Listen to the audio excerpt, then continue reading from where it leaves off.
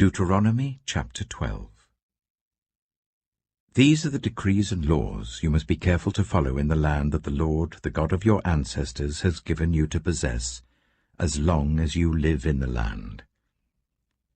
Destroy completely all the places on the high mountains, on the hills, and under every spreading tree, where the nations you are dispossessing worship their gods.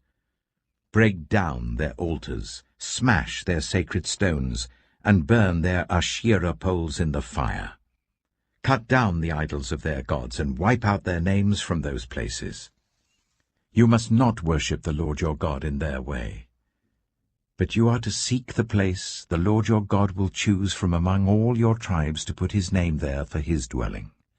To that place you must go. There bring your burnt offerings and sacrifices, your tithes and special gifts, what you have vowed to give, and your freewill offerings, and the firstborn of your herds and flocks. There, in the presence of the Lord your God, you and your families shall eat and shall rejoice in everything you have put your hand to, because the Lord your God has blessed you. You are not to do, as we do here today, everyone doing as they see fit, since you have not yet reached the resting place and the inheritance the Lord your God is giving you. But you will cross the Jordan and settle in the land the Lord your God is giving you as an inheritance, and he will give you rest from all your enemies around you, so that you will live in safety.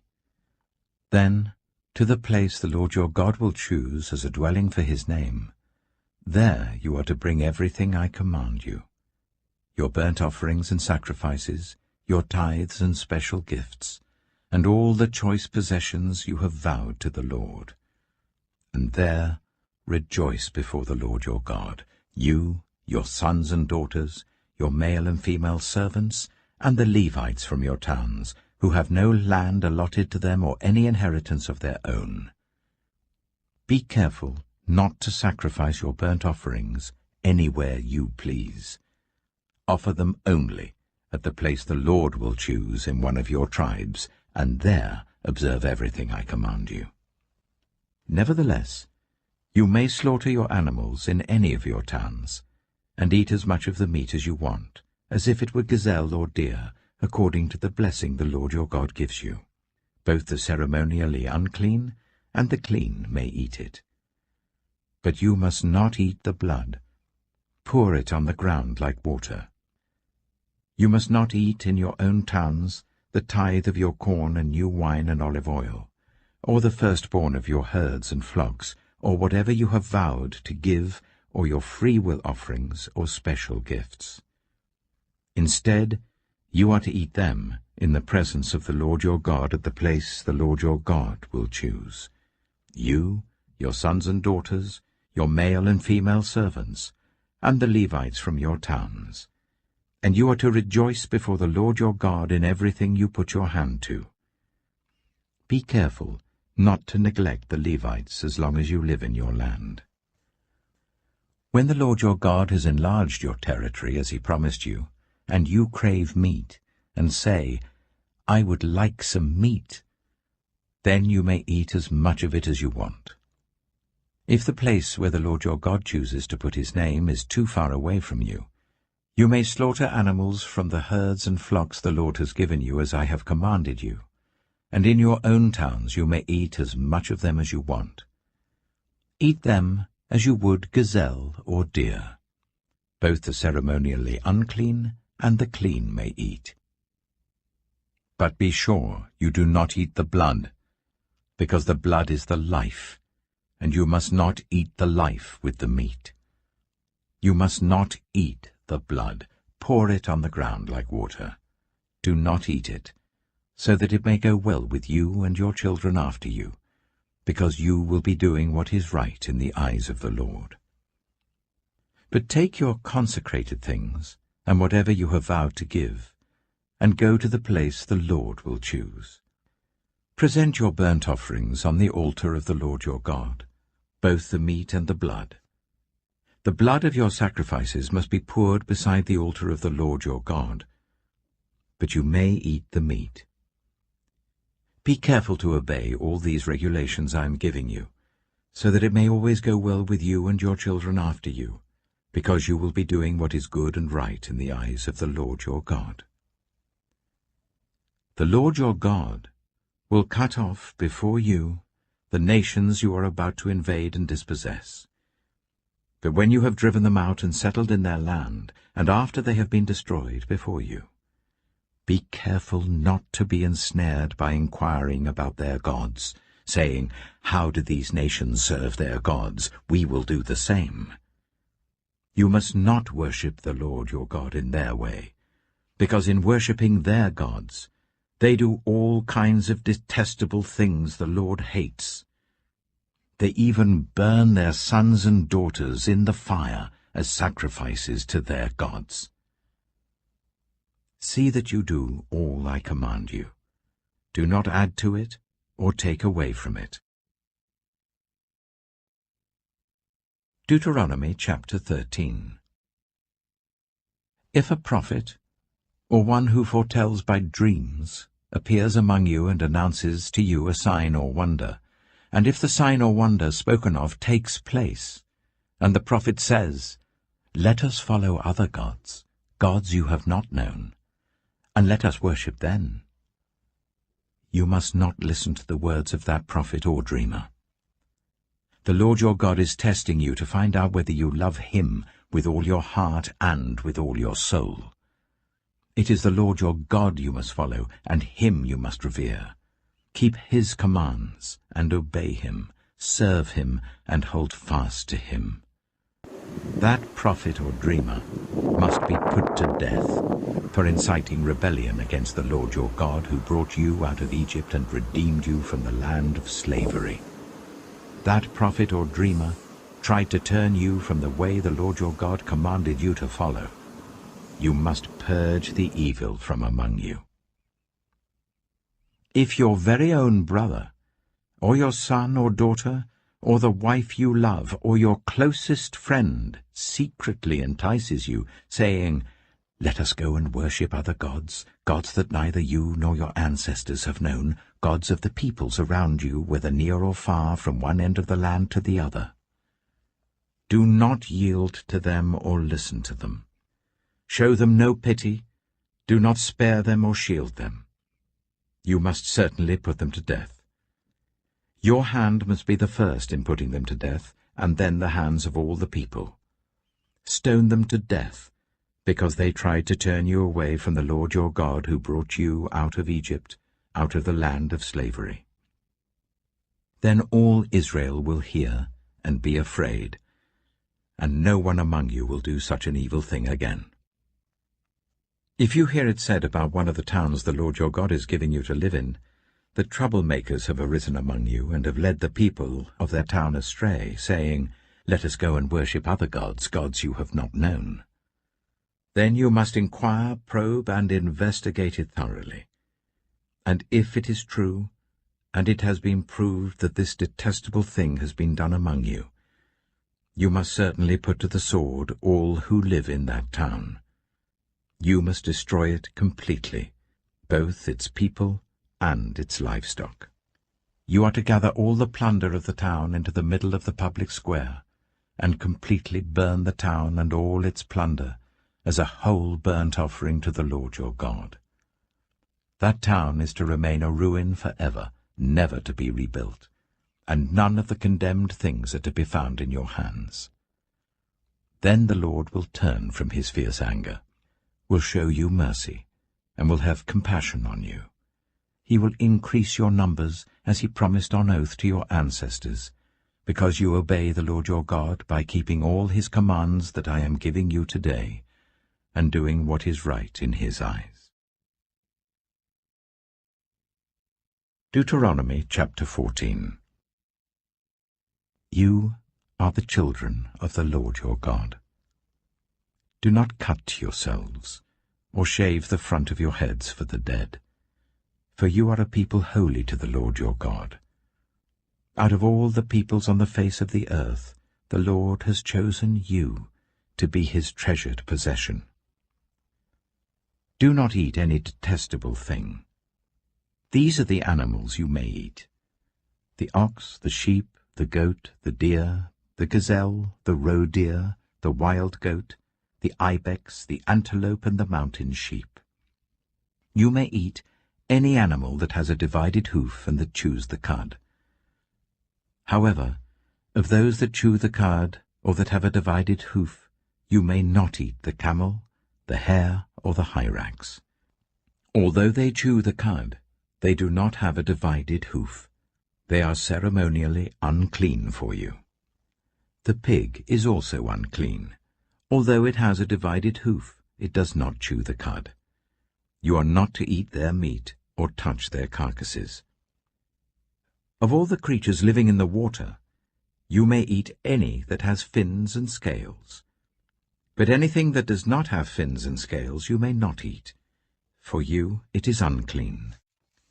You may eat any clean bird, but these you may not eat: the eagle, the vulture, the black vulture, the red kite, the black kite, any kind of falcon, any kind of raven, the horned owl, the screech owl, the gull, any kind of hawk, the little owl, the great owl, the white owl, the desert owl, the osprey, the cormorant, the stork, any kind of heron, the hoopoe, and the bat. All flying insects are unclean to you. Do not eat them. But any winged creature that is clean you may eat. Do not eat anything you find already dead. You may give it to the foreigner residing in any of your towns, and they may eat it, or you may sell it to any other foreigner. But you are a people holy to the Lord your God. Do not cook a young goat in its mother's milk.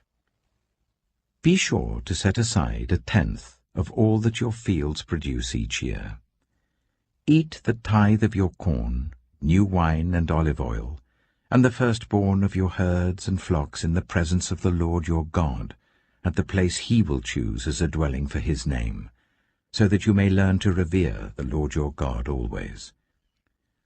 But if that place is too distant, and you have been blessed by the Lord your God and cannot carry your tithe, because the place where the Lord will choose to put his name is so far away, then exchange your tithe for silver, and take the silver with you and go to the place the Lord your God will choose. Use the silver to buy whatever you like: cattle, sheep, wine, or other fermented drink, or anything you wish. Then you and your household shall eat there in the presence of the Lord your God and rejoice. And do not neglect the Levites living in your towns, for they have no land allotted to them, or any inheritance of their own. At the end of every 3 years, bring all the tithes of that year's produce and store it in your towns, so that the Levites, who have no land allotted to them or any inheritance of their own, and the foreigners, the fatherless, and the widows who live in your towns, may come and eat and be satisfied, and so that the Lord your God may bless you in all the work of your hands. Hebrews chapter 12. Therefore, since we are surrounded by such a great cloud of witnesses, let us throw off everything that hinders and the sin that so easily entangles, and let us run with perseverance the race marked out for us, fixing our eyes on Jesus, the pioneer and perfecter of faith. For the joy that was set before him, he endured the cross, scorning its shame, and sat down at the right hand of the throne of God.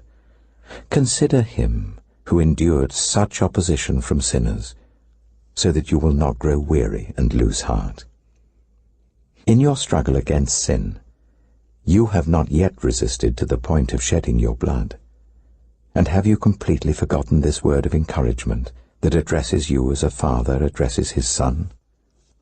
It says, "My son, do not make light of the Lord's discipline, and do not lose heart when he rebukes you, because the Lord disciplines the one he loves, and he chastens everyone he accepts as his son." Endure hardship as discipline. God is treating you as his children, for what children are not disciplined by their father? If you are not disciplined, and everyone undergoes discipline, then you are not legitimate, not true sons and daughters at all. Moreover, we have all had human fathers who disciplined us, and we respected them for it. How much more should we submit to the Father of spirits and live? They disciplined us for a little while as they thought best, but God disciplines us for our good, in order that we may share in His holiness.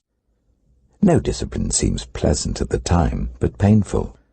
Later on, however, it produces a harvest of righteousness and peace for those who have been trained by it. Therefore, strengthen your feeble arms and weak knees. Make level paths for your feet, so that the lame may not be disabled, but rather healed. Make every effort to live in peace with everyone and to be holy. Without holiness, no one will see the Lord.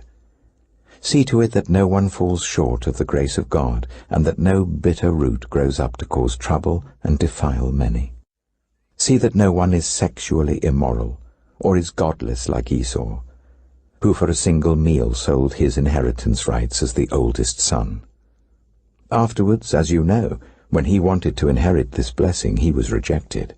Even though he sought the blessing with tears, he could not change what he had done. You have not come to a mountain that can be touched and that is burning with fire, to darkness, gloom, and storm, to a trumpet blast, or to such a voice speaking words that those who heard it begged that no further word be spoken to them, because they could not bear what was commanded. If even an animal touches the mountain, it must be stoned to death. The sight was so terrifying that Moses said, I am trembling with fear.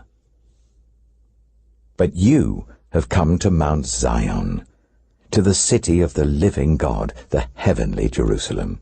You have come to thousands upon thousands of angels in joyful assembly, to the church of the firstborn, whose names are written in heaven. You have come to God, the judge of all, to the spirits of the righteous made perfect, to Jesus, the mediator of a new covenant, and to the sprinkled blood that speaks a better word than the blood of Abel. See to it that you do not refuse him who speaks. If they did not escape when they refused him, who warned them on earth, how much less will we, if we turn away from him who warns us from heaven? At that time his voice shook the earth, but now he has promised, once more I will shake not only the earth, but also the heavens. The words, once more, indicate the removing of what can be shaken, that is, created things, so that what cannot be shaken may remain. Therefore, since we are receiving a kingdom that cannot be shaken, let us be thankful, and so worship God acceptably, with reverence and awe, for our God is a consuming fire.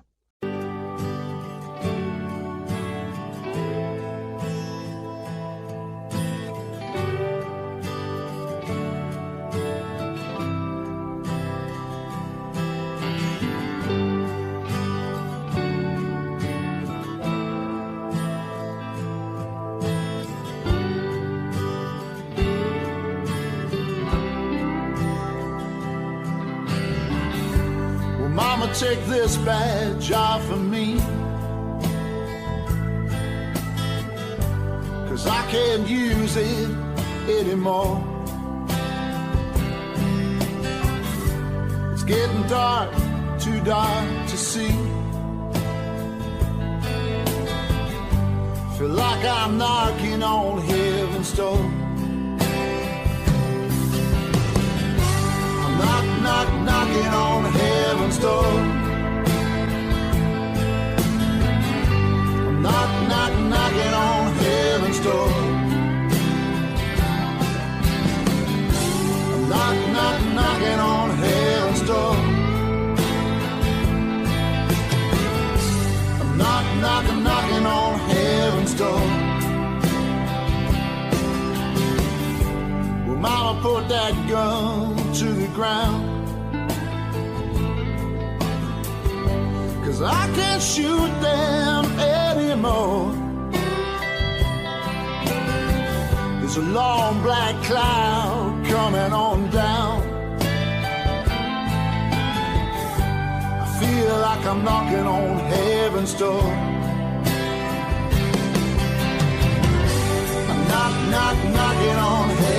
door. Knock, knock,